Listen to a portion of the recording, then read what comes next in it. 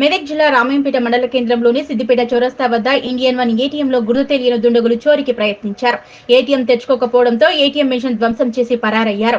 విషయం తెలుసుకున్న పోలీసులు సంఘటనా స్థలానికి సీఐ వెంకట్ రాజాగౌడ్ వచ్చి విచారణ చేపట్టి నిందితులను త్వరలోనే పట్టుకుంటామని తెలిపారు. ఎవరైనా అనుమానాస్పదంగా సంచరిస్తే తమకు సమాచారం అందించాలని సూచించారు. బ్యాంకు ఉద్యోగి మాట్లాడుతూ రాత్రి ఎవరు గుర్తు తెలియని దుండగులు వచ్చి ఏటీఎం ధ్వంసం చేశారని, ఏటీఎం మిషన్ తో పాటు సీసీ కెమెరాలను కూడా పగలగొట్టడం జరిగిందని స్థానిక పోలీస్ స్టేషన్లో ఫిర్యాదు చేసినట్లు తెలిపారు. శివశంకర్, మాది హిటాచి క్యాష్ మేనేజ్మెంట్ సర్వీస్. రాత్రి దుండగులు వచ్చి ధ్వంసం చేసారు. ఏటీఎం మొత్తం డిస్ప్లే అవన్నీ కూడా పోయినాయి. క్యాష్ అయితే ఏం పోలేదు. సీసీ కెమెరా కూడా ధ్వంసం చేసారు. మేము మన అది పోలీస్ స్టేషన్లో కూడా మేము ఇన్ఫామ్ చేస్తాము. దొంగలను పట్టుకొని తగు చర్య తీసుకోవాలని పోలీసు వాళ్ళకు మేము కోరుతున్నాము.